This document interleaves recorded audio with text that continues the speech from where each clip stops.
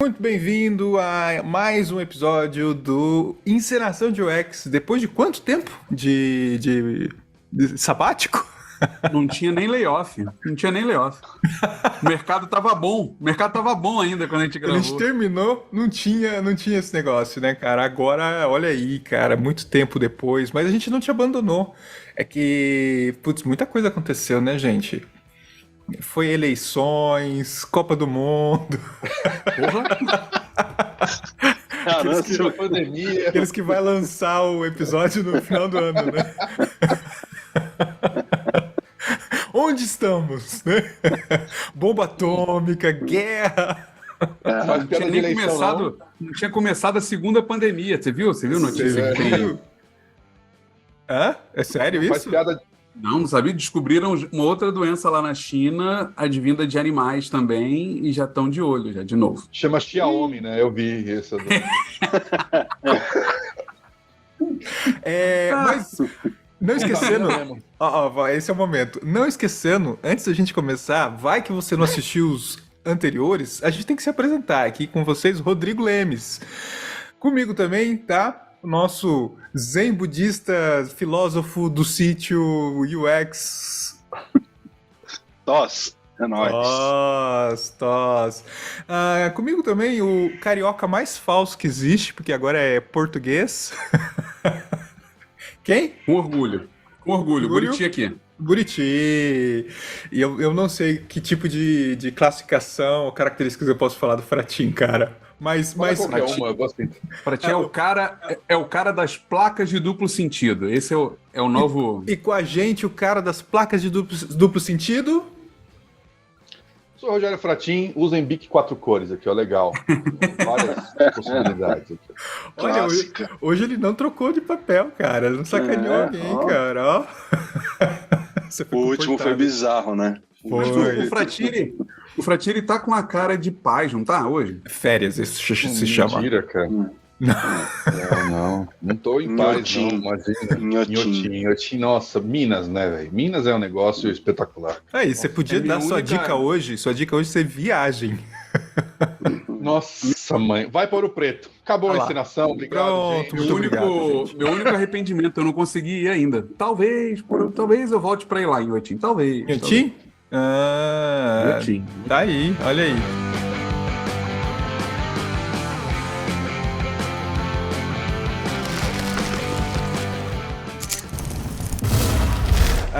Mas, gente, depois de um tempo aí que a gente deu uma pausa, muita coisa aconteceu, saiu até artigo sobre encenação de UX, não necessariamente o que a gente falou, a gente foi citado, Grilo, abraço pra você, queria que ele estivesse aqui com a gente, não deu a agenda dele, porque ele tá na loucura, eu chamei, mas aqui fica homenagem e a gente vai falar sobre o que ele escreveu. Acho que é legal a gente trazer aqui o que ele escreveu, que foi foda.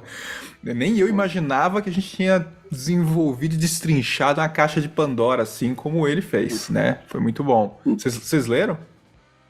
Sim. Eu li, mas já nem lembro. Tô abrindo aqui, né? Tô abrindo aqui. Ele trouxe várias coisas mais profundas, assim. Acho que vale uma coisa, até de repente uma série diferente, ou em podcast. A galera pode comentar e ver o que eles acham. Mas vai estar o link do artigo aqui.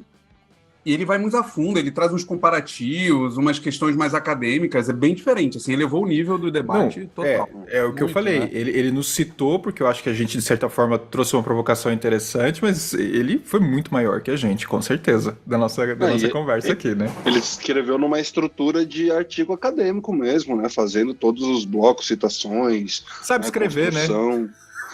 Alguém que tá no Medium, mas não é um artigo de Medium, né? É um artigo de verdade.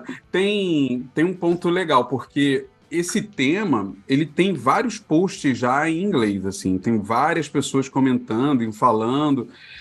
Dizem ali, né, que quem cunhou foi a Tânia, né, que escreveu para Fast Company ali, mas ele já tem muito conteúdo em inglês sendo debatido. Eu mesmo falei que tem um próprio livro, né, do How Design Makes the World, o Scott Bertrand cita lá e tudo mais, então isso já está sendo discutido lá fora. E a gente, de certa forma, trouxe esse tema para a nossa língua, né, para o português, e eu fico feliz que isso esteja gerando outros conteúdos, porque é um tema interessante que precisa ser debatido mesmo como comunidade, que eu não gosto dessa palavra, mas a gente precisa. Silêncio. Por que esse silêncio? Na real é porque eu ia falar e apertei o botão errado aqui, quase saí da live. É bem interessante, né? Porque, ou seja, nós nos apropriamos e estamos dando continuidade sobre esse tema, né? Eu acho interessante o que você trouxe, Buriti, que não somos, trouxemos a discussão nova. Não, já existe uma discussão sobre isso, a gente só está fomentando uma visão dentro do nosso contexto, né? O contexto de nós quatro, inclusive, né? Mas, de certa forma, Lemes, eu acho que esse cenário, esse tema, a gente já vem discutindo aí, pelo menos desde que o Bom Dia UX começou. Exato, sei. A gente vem falando de pedaços disso, né? Que vem gerando isso. E aí, quando eu li, quando a Abby falou com a gente no Good Morning UX do termo, eu falei assim, puta, faz sentido, vamos trazer, né? Então, eu acho que é uma coisa que já estava sendo discutida também no Brasil de outras formas, e é bom trazer isso meio que consolidado, condensado, né? O Fratin falou muito bem no Bom Dia UX, que gerou essa série, né? O Bom Dia UX do Teatro de UX, que o teatro talvez não fosse a melhor palavra, né? A gente trouxe aqui a encenação e tudo mais. E aí eu queria já começar, vamos falar um... É isso que eu ia falar, tipo assim, a realidade de hoje, então. Então vamos lá, vamos descer a conversa, como esse exercício que a gente sempre faz. Só vale um adendo aqui, Buriti.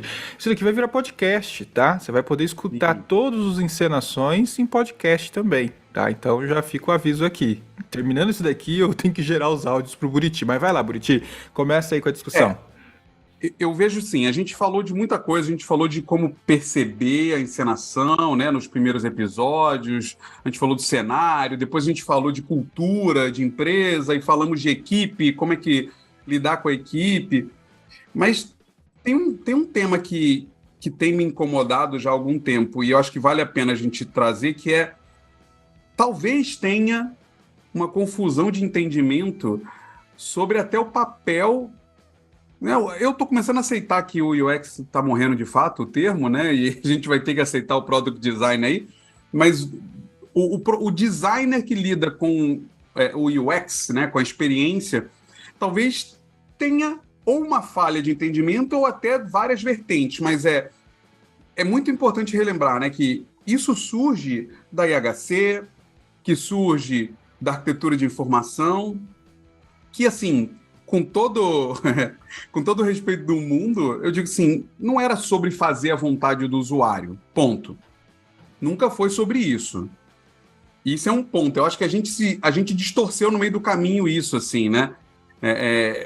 Muito para começar a palavra, né? Vontade, né?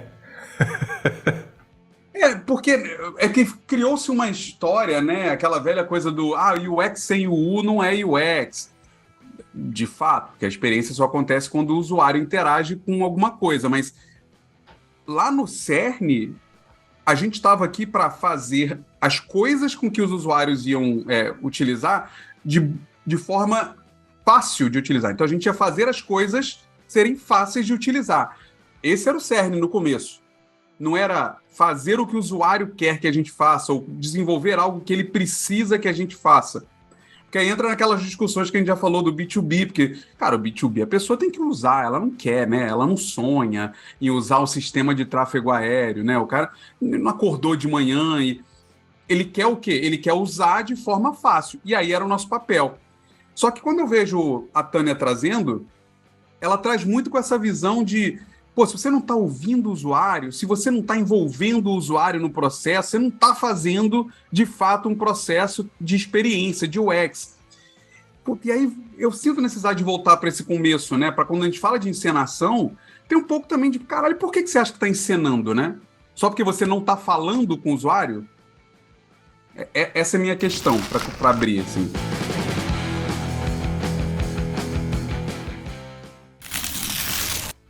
E é interessante esse ponto que você traz, Buriti, porque ele tem, eu acho que é um problema semântico aí, né, do entendimento da palavra, do uso dos termos e etc, né, você citou aí, né, que, tô começando a aceitar que o UX está morrendo e a gente vai ter que aceitar que é product, né?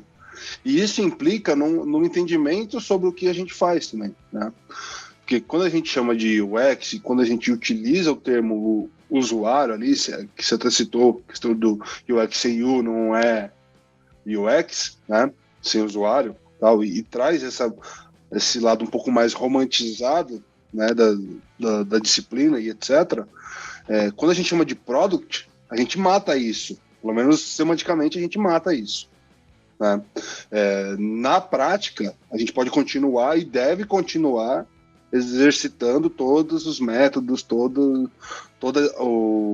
a liturgia, digamos assim, da disciplina, né? Tudo que se espera que essa disciplina carrega junto, né? O que é o design em si, né? Então, o que está em comum em todas essas mudanças é designer, né? Tá ali, né? A gente chama de product designer, de interaction designer, de designer de arquitetura de informação, seja do que for, né? UX designer, UI designer, service designer, seja do que a gente chamar, o designer está ali, né? É quase que indissociável, né?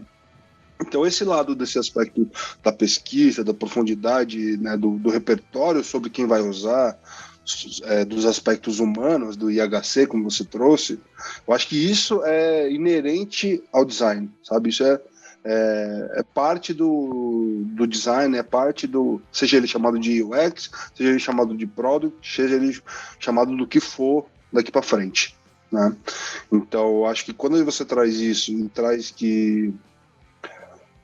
traz esse ponto de que o próprio texto lá do começo, né, tem esse incômodo com não estar inserindo os usuários, as pessoas dentro do processo, né,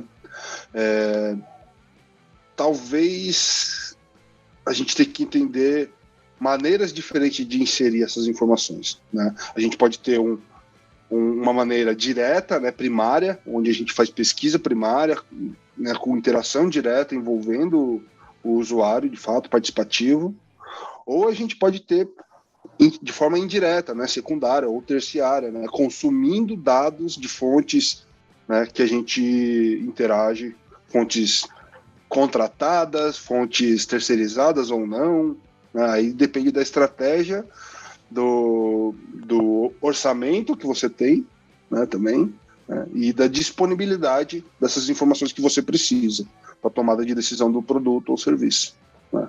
Então, acho que existem caminhos para suprir essa suposta falta, né? Você não precisa fazer só pesquisa primária.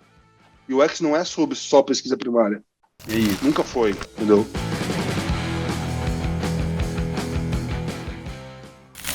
É isso. Até porque a pesquisa já foi feita, né? Para embasar muita ação sua, né? Tem um pouco... Porque... O Fratinho, eu sei, desculpa, mas... Não, porque assim, o que eu acho que a Tânia usa muito é o DCU, né? Que é o design centrado no usuário. Porque quando o Norman, né, ele puxa o design emocional, quando o Saffer diz que o design centrado no usuário, o Dan Saffer, é sobre o usuário sabe mais, naquele momento, né, a gente está falando sobre o usuário sabe como ele quer usar aquilo que eu estou oferecendo para ele usar. Mas não necessariamente ele sabe Porque, no final, é meio hipócrita você achar que tudo que você está fazendo é para o usuário, porque a partir do momento que é um produto, ele tem uma outra vertente envolvendo aqui, né? Vai lá, Fratinho. Muita gente começa na área, né? Deveria, pelo menos eu acho, ou antes de começar na área, dar uma olhadinha lá no livro do Steve Krug, lá o Não Me Faça Pensar, e é curioso retomar o Steve Krug depois que a gente evolui algumas discussões, né? Mas acho que não pode ser esquecido, assim. Tem uma parte, se eu não me engano, no projeto de... Não, como usamos a web, como realmente usamos a web, né? Acho que é um capítulo que chama assim, que ele fala um negócio assim, cara, ninguém quer usar teu produto. Os caras querem resolver o que eles têm que resolver, né? E acho que a gente fica, muitas vezes, pegando esses ganchos todos que vocês muito bem falaram aqui, às vezes a gente fica muito bêbada, na ideia de que tá todo mundo curtindo o animal de usar o que a gente tá fazendo. Cara, ninguém quer usar o site da Americanas, velho. Os caras querem comprar o iPhone, mano. É isso, ninguém tá preocupado com nada. Se tem um valor direto para a pessoa, putz, eu vou ajudar essa pessoa aqui a investir o dinheiro, por exemplo. Ah, beleza, tá ótimo ali, né? Agora, ninguém acorda no dia e fala assim, nossa, tô felizão hoje, cara, eu vou usar a Amazon. Caraca, eu vou comprar eu vou usar a Amazon. Ah, o que você vai fazer? Vou usar a Amazon. Mas pra quê? Não, usar a Amazon é meu objetivo. O segundo é comprar uma guitarra nova. Não tem isso, né? Então, ninguém está preocupado ninguém quer entender como um site funciona, como um aplicativo trabalha, ninguém quer fazer nada disso. As pessoas não querem usar os seus produtos, elas querem resolver os problemas que elas têm a partir dos produtos, né? E aí vem um ponto que eu fiquei pensando enquanto vocês falavam, né, enquanto o Toss falava da semântica e tal. Eu concordo muito com a ideia das pesquisas não necessariamente serem primárias, né? E me ocorreram duas coisas, assim. A primeira é como que a mudança semântica impacta em ações que a gente faz ou deixa de fazer, né? A partir do momento que a gente para de chamar uma pessoa de arquiteta de informação, quanto que a gente perde essa habilidade, quanto que a gente esquece que isso é uma coisa que precisa. Infelizmente, eu tenho visto muita gente de design não falando sobre arquitetura de informação mais, né? E a segunda coisa que me ocorreu é assim, quanto que o modo que a gente trabalha hoje faz com que os designers, no geral, fujam de sua autonomia.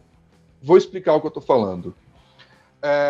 E que isso não pareça, por favor, na minha época, não é isso. Eu estou falando sobre transformação, como as coisas aconteceram, né? Quando a gente não tinha estrutura de trabalho para fazer nada, não tinha equipe, não tinha grandes coisas, de uma maneira até acho que se achando demais, os designers ficavam, né? Que dava solução quando não tinha teste, quando não tinha absolutamente nada ali, que não tinha tempo, não tinha métrica, não tinha nada. Cara, era de algum nível. Você pegava ali as boas práticas, entendia o que estava acontecendo, criava uma solução e subia, né?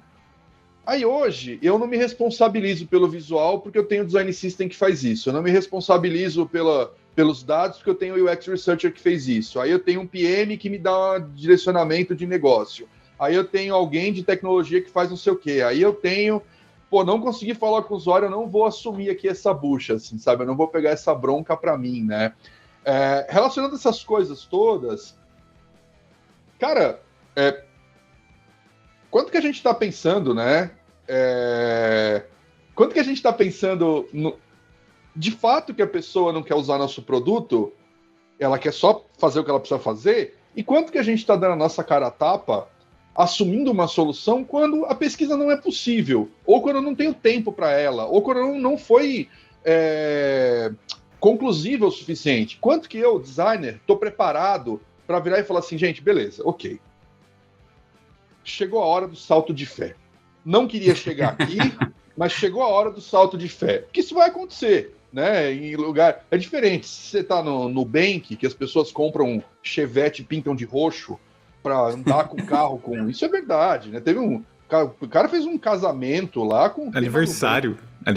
Então, eu quando eu era... Fratinho, tem um ponto disso que você falou que a gente fala muito sobre abrir mão da sua responsabilidade, e tem um outro ponto que é não entender a realidade de, cara, você não vai fazer tudo sabendo qual o resultado que vai dar. Tipo assim, porque no final, assim, a pesquisa é para mitigar o erro, ponto, né? Sendo muito resumido, né? Muito simplista. Só que às vezes você não vai conseguir e você vai ter que decidir. No dia a dia do trabalho, a gente está falando isso recente no time lá. Mas que não vai conseguir falar com todo mundo, não vai conseguir ser perfeito. Eu falei, gente, mas eu só tenho X tempo e eu tenho que... A gente precisa tomar alguma decisão. Ou a gente toma uma decisão assim agora, do jeito que eu tô, sem saber absolutamente porra nenhuma, ou eu tento falar com o máximo possível e tentar saber menos porra nenhuma. Mas é uma decisão que você vai ter que tomar, de tomar uma decisão com não tanta segurança quanto você esperava que deveria tomar. E tem riscos envolvidos aí, óbvio, né? Então, assim, tem esse contexto. E o que você falou da semântica junto com o Toys é muito interessante, porque a gente já falou aqui sobre o nome Product Design, né? de certa forma, veio o nome para se aproximar mais de produto. Mas o discurso do eu tenho que falar com o usuário quer continuar. Mas você não queria se aproximar do produto? Quando se aproxima do produto, a discussão é mais negócio do que o usuário. E aí a gente tem que trazer para equilibrar. Então, vem essas dicotomias, esse problema, né, que você traz para você mesmo, que é, não, eu tenho que fazer exatamente o que o usuário quer. Porque, óbvio, isso vem com a guerra da experiência, né, que a concorrência traz isso, né? Por que a Amazon investe tanto nisso? Por que o Itaú investiu tanto nisso? Porque ele tinha concorrente que ele tinha que ser melhor. E aí ele trazia isso para ser um pouco melhor, Sim. Mas no final os produtos eram iguais, né? Como que eu vou bater um martelo que é assim? Como que eu vou bater um martelo que é por determinado caminho quando as coisas derem errado? Como que eu vou pegar coragem ou segurança de bater um martelo e assumir, e bater no peito e falar assim, cara, eu não consegui descobrir isso aqui, mas a gente tem que ir por algum caminho. É possível? É viável? Depende do produto? Não depende do produto? Cara, tem coisas menos graves que podem ser tomadas decisões, sim, né? Afinal de contas, boa parte do conteúdo de UX que a gente tem, em vários canais aqui, são resumidos a aplicação de ferramentas ou dinâmicas e tudo mais. Então, cara, a gente tem ali uma lista de boas práticas infindável para seguir. E eu não estou falando que a gente não tem que falar com o usuário, não quero nem que pareça isso. Eu estou perguntando, e na hora que der errado, meu amigo? E quando tiver a data para lançar? E quando tiver a campanha de marketing em cima do negócio que não dá para esperar mais uma semana? O que você faz? E na parte que, na hora que deu errado, tipo, sabe, meio que assim, maluco, eu não consegui o que eu precisava. Como que a gente segue isso? Né? A pergunta, da maneira curta, é como que eu não deixo a ideia da encenação me bloquear para que eu consiga tomar decisões dentro do melhor que eu conseguir? Como muleta, frase, né? hein? Linda Usar essa como frase, muleta. cara. Não, você falando, Fratinho, aí me trouxe aqui, né? Indústria cultural. Falei, caramba, cara, a teoria da comunicação ali do Theodor Adorno e Marx Horkheimer, né? Que é a apropriação de algo, né? E sua banalização e comercialização. E aí, o que você falou, por que me levou a esse pensamento, né? Da questão de perder a visão, né, e cuidado do design, como semântica até propriamente dito. Esse distanciamento do que o design é, no final das contas. E aí a gente cria esses adornos em volta, né, esses enfeites em volta, comercialmente falando, e banaliza, limita, simplifica. E aí acontece esses contextos que vocês estão falando. Fica na pesquisa, né, superficial, se tem algum bloqueio comercial, seja de acesso, o que for, não consegue desenrolar isso, né? Porque eu acho que no final das contas, e isso é um muito acho gigante, esse distanciamento do que o design é de verdade. E aí a gente precisa se apegar a essas questões e viver uma encenação, né, para a coisa conseguir funcionar. Que é mais do que... Porque eu também acho que quando você fala assim, se distanciar do design, a gente está colocando o design num pedestal que não existe, né? Só para começo de conversa. Não, assim. mas eu não acho que é colocar ele num pedestal. Talvez eu tenha me expressado errado. Não, eu tô falando. Eu digo que é comum você pensar assim, sabe? Porque assim, sim, o design é capaz de me entregar. Porque é mais do que pensar como o design. O que eu tento trazer muitas vezes é, gente, o mercado de trabalho, né, o nosso Sauron ali, a entidade, ela tá pouco se lixando de como é que é o jeito certo de marketing, como é que é o jeito certo de engenharia, como é que é o jeito certo, como é que é o jeito... Eles estão se preocupando, né, tipo, eles, né?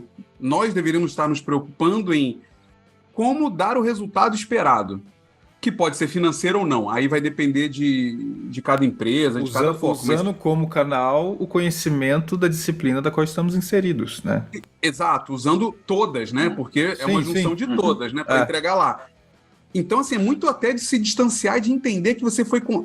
Cara, não é um grupo de amigos, não... é uma empresa, um time que precisa entregar um resultado. Ai, que blasfêmia. E a família...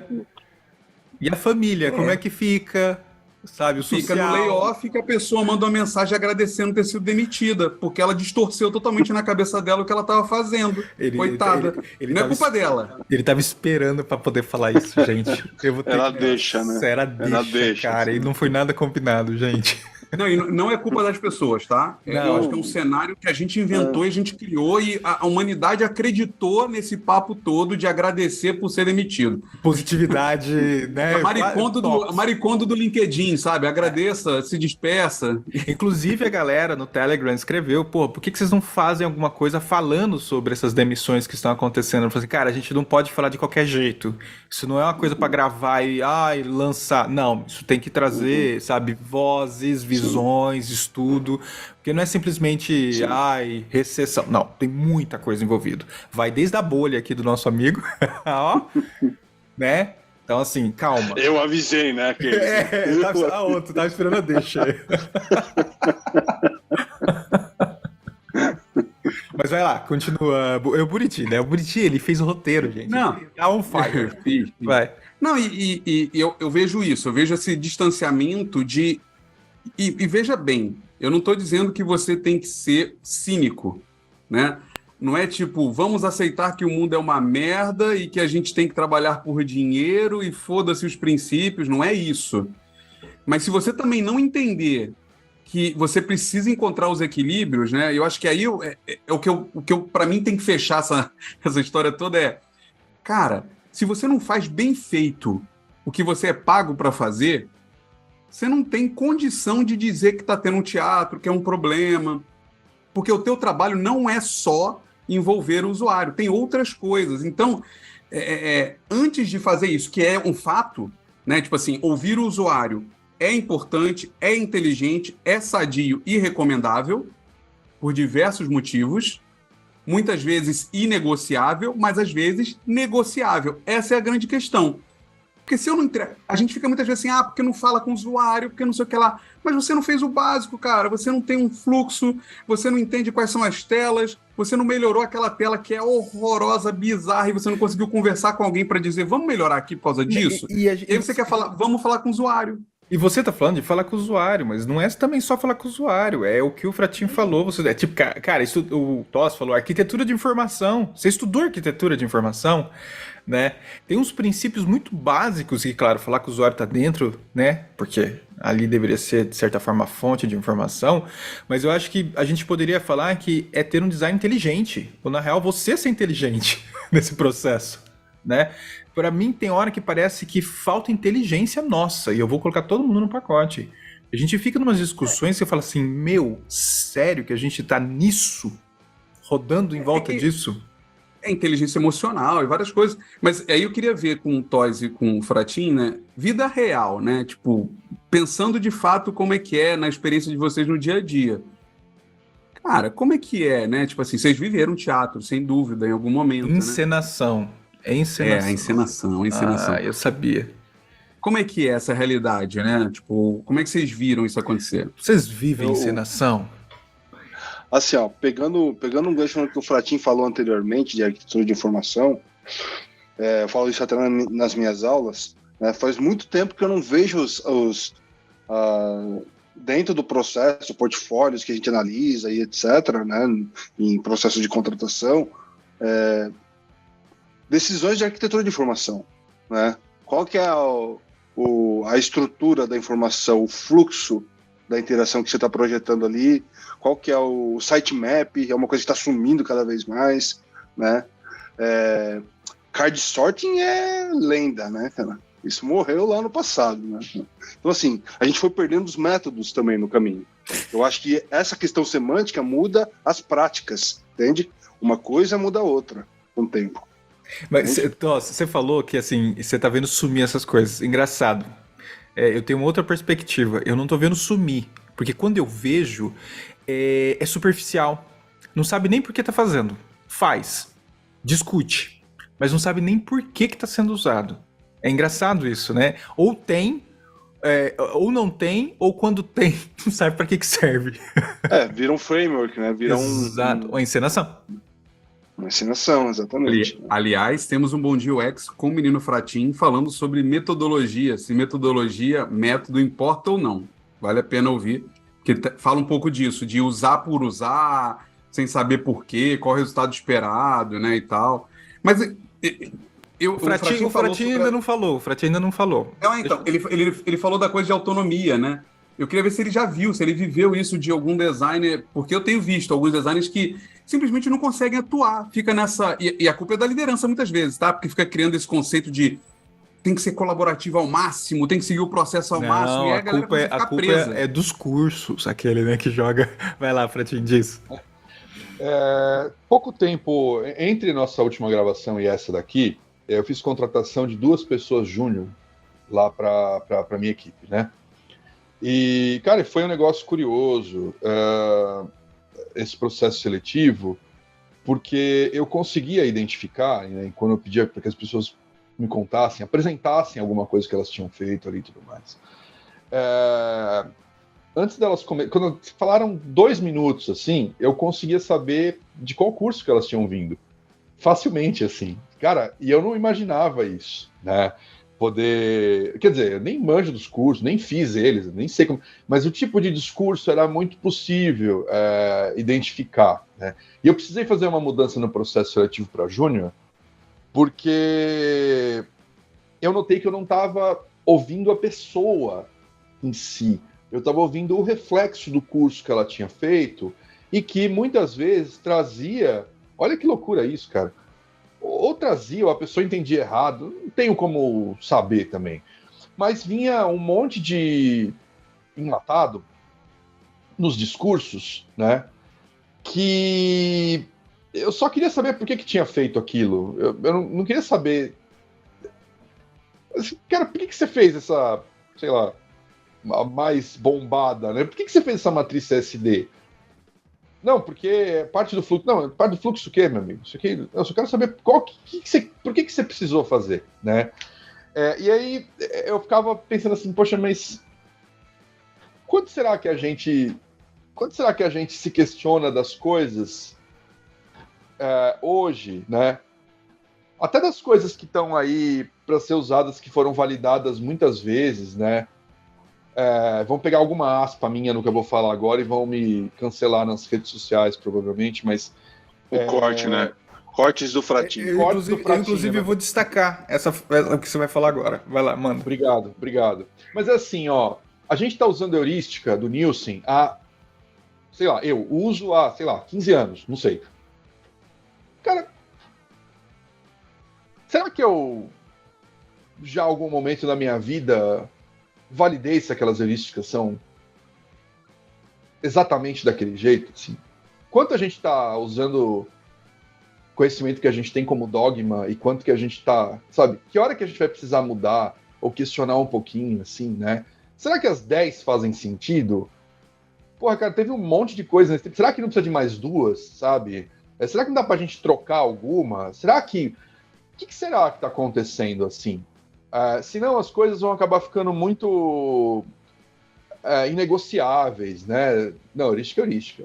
Não, leis de simplicidade é leis de simplicidade. Tem que ser as 10, né? Não. Tem que ser as 10. Né?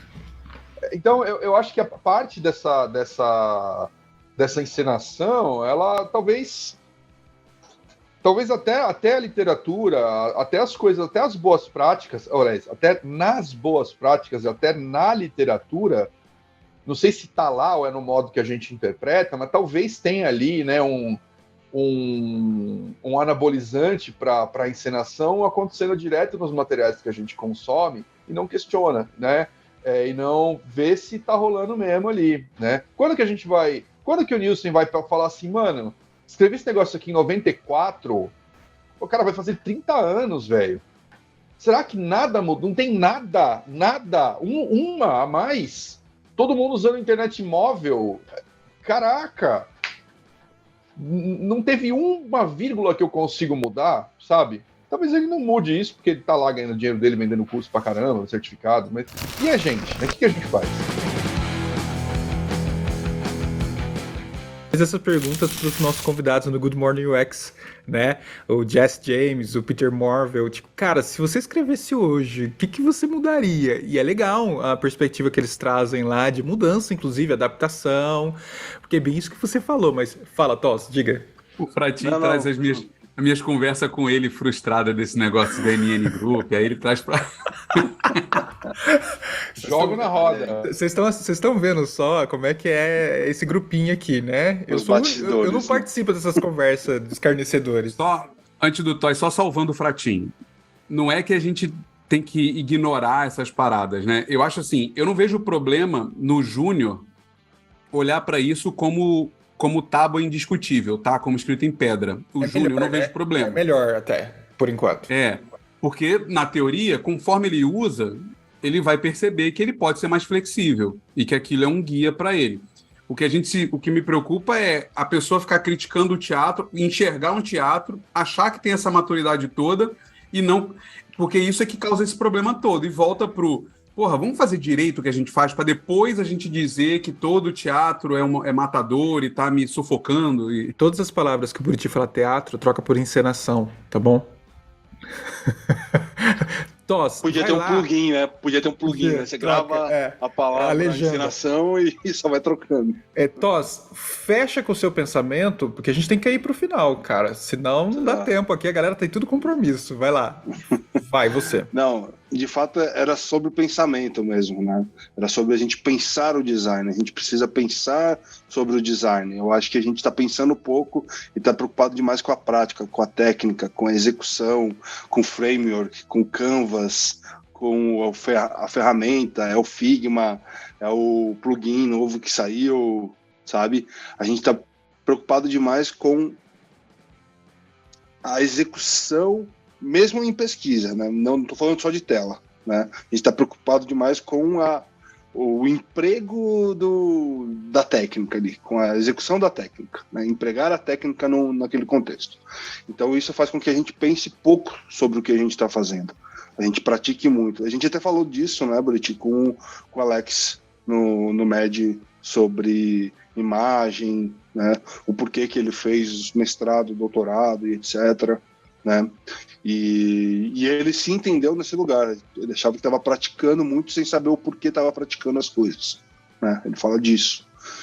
E tem um momento que o Buriti faz até um disclaimer lá no episódio, ouçam o episódio, inclusive, né? Muito bom o episódio, fala de semiótica e várias coisas, em que ele fala de só a prática não basta, né? A gente precisa pensar também sobre o que a gente está fazendo, né? Claro que quando você está começando, você precisa praticar muito, para você ter experiência e argumentos e repertório para discutir, para pensar em novas possibilidades, né? Então, quando você está começando, olhe mais para, de fato, essa parte prática, né? Se preocupe menos com questionar o porquê das coisas e tudo mais, né? Desenvolva, aprenda, domine isso, até você chegar num momento em que você vai estar se incomodando com isso e você comece a questionar, começa a trazer novos pensamentos, novos olhares. Eu acho que isso é uma maneira da gente evoluir, né, na carreira e no design. Nossa, eu acho que esse é o ponto, é um processo evolutivo, né? E você tem que trabalhar em função dessa evolução, perceber, né? Ter uma autocrítica, que é o que o Buriti comentou também. Não tem problema você focar em ferramenta no operacional, como a gente falou, mas é um processo evolutivo, né, da qual você sai de refém da ferramenta e a ferramenta vira sua ferramenta, né? Os elementos básicos viram suas ferramentas, não você refém desse contexto, que é o que a gente enxerga, né? Eu gostei do seu ponto. Para mim, o episódio de hoje, ele tá muito preso nessa questão de fazer bem feito o que a gente é pago para fazer, ou fazer bem feito o que o design tem que fazer, para aí você questionar alguma coisa, né?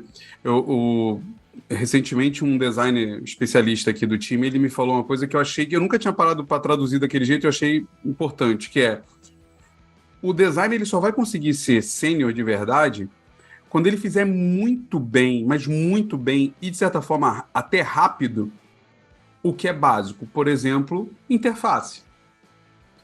se você é uma pessoa que resolve uma interface de forma muito rápida, quase automática, você chegou num nível de excelência técnica que te permite construir outras coisas mais questionadoras, mais relacionadas a esse pensamento estratégico, esse pensamento de design propriamente dito, do que... Agora, se você não está entregando bem feito, com agilidade, né, com excelência, o básico, que são as telas, né, a usabilidade do negócio, que, pasmem, em certo nível, é automático.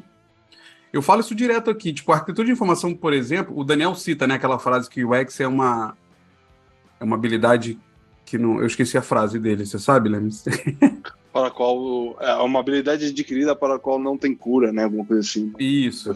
Para a qual não há Isso se cura. aplica a qualquer tipo de conhecimento, né? No meu entendimento. Então, assim, eu às vezes... Eu estudei tanto a arquitetura de informação durante um tempo e acredito que o Fratin e também o Toys e o Rodrigo, que quando a gente olha, a gente já sabe os pontos chaves que estão com defeito ali que a gente precisa resolver. E isso é a agilidade e a excelência da entrega tática do design. E aí eu volto no que a gente falou até agora, né? O que a gente falou durante esses episódios todos e um pouco até do que a Tânia sugeriu como solução num artigo dela. Reconheça o tal da encenação e ofereça alternativas, combata essa resistência com informação, que aí ela está falando de trazer informação, pesquisa, né? Entrevista, o cat sorting da vida. Torne o design participativo, ou seja, envolva as pessoas, para que vejam como é que o processo é feito, para que vejam o que o usuário está sentindo. Ela fala de focar no aprendizado contínuo, ela fala de construir uma equipe de design, né, estruturada, a gente falou disso aqui em 2 episódios. Ela fala de evangelizar, né, ou disseminar o design para o nível mais executivo. E aqui a coisa começa a ficar mais complexa, né? Porque você disseminar para o nível executivo e ela fecha com defender a experiência e o seu trabalho. Para mim, esse é o barato, assim, porque se a gente não fizer o básico pelo qual, inclusive, os executivos acreditam que contrataram a gente com excelência, cara, não adianta discutir com eles, tem que falar com o usuário, porque eles vão sempre falar que, não, mano, finge aí, pensa, imagina, você não é especialista, você vai continuar ouvindo isso. Então, mata o básico, entrega tudo, e aí começa a questionar a próxima etapa, né? A gente tem ouvido muito lá no Telegram, né, Rodrigo? Tipo, a galera, como é que eu tô sozinho? Como é que é a cultura empresa? Como é que eu defino? E às vezes eu sou até meio grosso lá, porque eu falo assim, cara, você não define, você tá sozinho. Faz o básico, mano. Entrega tudo bem feito primeiro, sabe? Entrega muito bem as telas, seja muito sincero, realista com o que você vai entregar, para aí questionar o mais, né? Então acho que esse é o principal ponto, assim. Você precisa entregar muito bem feito o que você é pago para fazer, para aí sim questionar e propor melhorias, né, Toys e Fratin? Concordo com vários pontos aí que o Buriti trouxe em relação a esse entendimento do contexto ali, o momento, sabe? Calma. Antes de aculturar sobre design, você tem muito arroz com feijão para fazer, né? A gente estava até falando com a Lu, né? Com a Lu terceiro, né, Buriti, sobre arroz com feijão sueco, né? Eu não sei falar aquela palavra lá, aquela comida, mas enfim. Ela tá na Suécia, né? Por isso que a gente vai gravar com ela o MED. Então, vocês estão sabendo quando a gente tá fazendo isso aqui. Esse programa é cheio dos spoilers dos call to actions. Cara, tipo, na real, esse talvez não devesse ser o último episódio do Encenação, porque tem várias pontas aí abertas ainda, apesar do Buriti ter fechado muito bem com essas dicas, mas dá sempre, né, mais sal pra comida. Mas a gente só vai continuar, eu acho, se a galera pedir. O que vocês acham? Né? Acho que é uma boa. Se a galera pedir, a gente grava mais um e vê. Fica uma coisa... Olha lá, ó. Você já mandou aqui. O Buriti já mandou aqui no nosso chat assim, ó. Cara, dá pra gravar mais um. Mas vamos deixar a galera pedir, Buriti. Sob demanda. Sob demanda, eu também acho. Porque assunto tem. Aí a gente faz igual os influencers, né? Finge que pediram, finge que mandaram um comentário e grava assim mesmo. Ou então finge que é a última... chamar tantos likes. Ou finge que é a última turnê e não é, né? Nossa, 20 vezes, a gente fecha 20 vezes o negócio. Total. fingir que a gente é Los Hermanos é duro demais, hein, gente? Vamos não, né? Ou o Por favor, Skank, né? O Skank agora foi assistir a última turnê deles. Aí o cara no palco fala, cara, não é a última turnê, tá? A gente... É a última turnê desse mês. Desse ano, né? Muito bom, gente. Cara, putz, sensacional a experiência da gente falar. Muita coisa mudou. É bem o que o Fratinho falou. Muita coisa mudou desde a última vez que a gente gravou. Eu tava lembrando. A gente estávamos em empregos diferentes, alguns de nós, inclusive, né? Desde o último. Então tem muita coisa mudando ao longo desse tempo. Tem um gato em cima do meu mouse aqui. Sai pra lá. Gato gosta de mouse, hein? Desculpa. Como eu falei, o cara das placas. Meu Deus. Olha, depois dessa, vamos para as nossas dicas finais. Aquela dica cultural que só aqui no Encenação tem. Tá, vinheta. Voltamos, vamos lá. Só que agora a gente vai fazer uma troca de papéis aqui, como sugerido no último episódio, né? A gente trocou aqui as dicas. Então vamos lá. Já que o primeiro sem vergonha que apropriou da dica dele é o Toss. Então, Toss, qual é a dica que você pegou? O quê mesmo? Música? Música. Tava com o Fratinho. Hoje música é do Toss, gente. Então, assim, qual a sua dica musical do dia? A minha dica musical é uma inspiração. Eu não vou falar tão bem quanto o Fratinho, né? Eu não tenho essa destreza com as palavras, né? E com a poesia da coisa ali, né? Como o Fratinho, um ser artístico, musical e tudo mais. Mas a gente falou muito de encenação, né? Desse cenário, né? Caótico, muitas pessoas estão passando por um cenário caótico dentro das suas empresas, organizações. A gente falou de layoff, etc. Então eu gostaria de trazer uma referência da minha adolescência aí, que cunhou muito grande parte da minha referência musical. Eu sou um cara que gosta de rap, hip hop, né? Inclusive nacional, não tenho preconceito nenhum, gosto muito, inclusive, né? E eu não podia deixar de trazer outro, senão o principal álbum do rap nacional, que é o Sobrevivendo no Inferno, né? Que eu acho que tem um grande dos Racionais. Opa, peraí, que tá embaçado aqui, deixa eu tirar o desfoque. Sobrevivendo no Inferno dos Racionais, uma capa, né, bastante chamativa. Eu me lembro muito bem quando eu passava pelas bancas de camelô, assim, na adolescência, que na época era fita, né, fita cassete ainda, e tinha aquelas capinhas, e todos eram na época o pagode também estava muito em alta, né, Exalta Samba, Só Pra Contrariar, Catinguelê, né, todos esses outros artistas com suas capas super coloridas, com a banda inteira na frente da capa, né, toda a banda ali posando por uma foto super estilosa, né, com seu bonezinho, etc. E essa capa se destacava ali, sabe? E é um álbum que marca e muda completamente o rap nacional para sempre, assim. E é referência e inspiração até hoje para muitos artistas como Emicida, como outros tantos que hoje são referência. Então, Racionais, MCs, Sobrevivendo no Inferno. Muito bom, muito bom. Eu fico aqui dando sinal para correr. Corre, fala logo, porra, porque assim tem horário. 9 horas tem um ano com o meu chefe, eu tenho que sair mesmo. Então, olha aí. Gente, não pode rolê. Fratinho, qual é a sua dica? Pô, inspirado em toda a encenação, criação de situações, né? Uma certa marketização de coisas que nem estavam sendo marketeáveis na hora. Vou roubar um pouquinho aqui na ideia do livro, mas o livro é Último Trem para Memphis. Aqui, embora eu esteja falando de livro, falando também de música, tem uma história... Ai, que sacanagem, cara. Sacanagem, né? É um livraço, assim, contando toda a história do Elvis, inspirado pelo filme que está rolando aí no cinema. Assistiu o filme? Claro. Vale a pena? Muito. Aí, então já quase deu uma dica de filme ao mesmo tempo, né? Boa. Você me ludibriou aqui, Lemes. É legal ver que o Elvis foi um fruto, assim, de uma encenação criada pelo Coronel Tom Parker, né? E ele sofreu muito com isso. Então, fica aí, Último Trem para Memphis. Muito bom. Buriti, você quer falar a sua?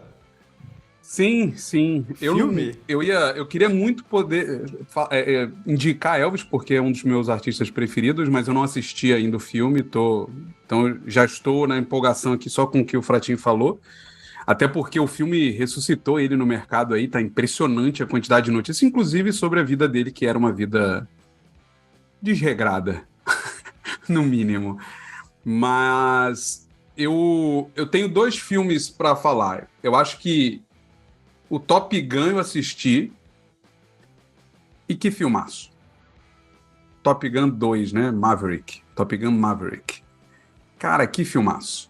Que filmaço legal, divertido, um roteiro coerente, né? Respeitoso e modernizado. Recomendo muito assistir, porque o Tom Cruise é um louco varrido, inacreditável, porque ele não é só louco com ele obrigou todo mundo a fazer exatamente como ele queria, né?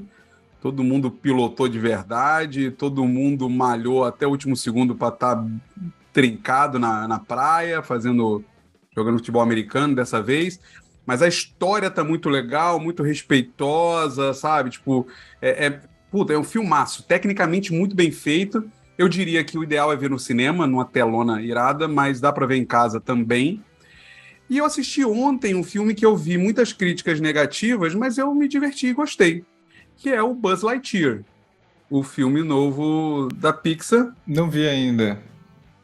Olha, falaram bastante do roteiro, disseram que não era brilhante, e de fato não é brilhante, né? Tipo, a Pixar botou as coisas num nível que às vezes é difícil, mas o filme é muito interessante, muito divertido, fala sobre, de certa forma, humildade, sobre trabalhar em equipe, muito legal, muito legal. Então eu recomendo que assistam, Nossa. principalmente com crianças, assim, porque de fato, provavelmente o filme, eles dizem no começo do filme que é o filme que o Andy assistiu lá em 95 e por isso Pra que ele comprar o comprou o boneco. Olha que massa. Olhando para esse prisma, dá para ver realmente uma criança se empolgando demais com o filme, Com assim, porque o super-herói. filme tem todos os ingredientes possíveis para você se divertir. Tá aí. E acho que já tá no Disney Plus, provavelmente. Já entrou. Gente, pra correr aqui, minha dica, falando de encenação, eu adoro esse gibi. Você já leu, Buriti? Loki. Loki, não. Cara, é demais esse gibi. Fora que a arte, assim, é muito boa. E ele traz a crise da irmandade entre Loki e Thor, né? Não vou dar tantos spoilers, mas assim, o Thor está preso. E é a crise do Loki em relação ao Thor estar preso. E aí a reviravolta é sensacional, mas é o que mostra exatamente a crise entre os dois. E é um gibi que tá em torno do Loki aqui. A arte é muito boa, é um clássico. Assim, e olha que eu não gosto de Marvel, mas esse daqui vale muito a pena. E uma segunda, que eu acho que quem não leu tem que ler sempre, Alan Moore, né, cara? V de Vingança, pra mim, sensacional. E eu adoro o filme também. V de Vingança. O 2? Ah, é verdade. Eu peguei o 2. Na real, eu tenho o 1 e o 2 aqui, né? É 2 edições juntas. Ah, tá. Que susto. Volume 1 e 2. Eu Não peguei sabia só que um. lançaram um 2.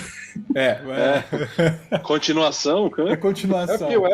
É tipo Titanic 2, né? Um Paixão Nossa. de Cristo 2, né? Sabe? Tem esse filme, inclusive, Titanic 2, hein? Existe. Catherine Zeta-Jones. Gente, olha, então é isso. Encerramos aqui mais um capítulo do Nossa Encenação. Diz aí se você quer outro.